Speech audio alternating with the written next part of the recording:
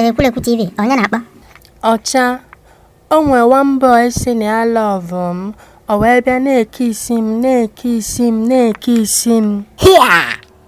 Chekwala, ọ sị gị na ya love gị, i wee gbu ya nkịtị, o wee na-eke isi gị. Ndị ụwa! Ọ sị m na ya love m nụ. Mma ụra mma amaghị kịta, nwere ụra kịta mmaka ya anya. Ọ sị na ya love gị.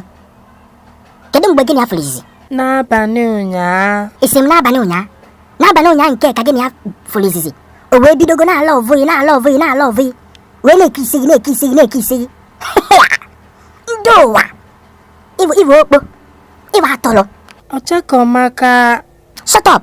Mechie ya ọnụ, ewu ka mbịa, akpa ya aka, ịsaye, ọkwa mma na ịsaye gori ya, mbọ. Mba o, asaghị ọkwalụ na mịagha. Ngwa, gwa m eziokwu, ọ kwasị gị bịa afọ ya n'abalị tata, gwa m eziokwu. Bịa nwoke m, ị dara ogbi, asị m gị, ọ kwasị gị bịa afọ ya n'abalị tata, gwa m eziokwu. Isi m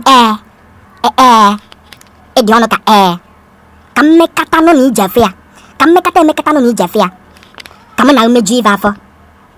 Ị na-agụkwa Baịbụl? Onye Baịbụl, ọ bụ na ị na-agụ Baịbụl, ị ka agụtarọ maka Judas na Jizọs Kraịst. Ọ kwesịrị na ị na-agụ Baịbụl. Ngwa, mgbe Judas chọrọ ile Jizọs Kraịst, kedu ife o mere Jizọs Kraịst?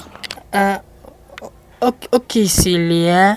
Isi m na o kisili ya ọbịa, a wee kisizie gị nwa, arụ niile wee na-atọ ka ji mmanụ. Onye ụwa! Ndị ụwa!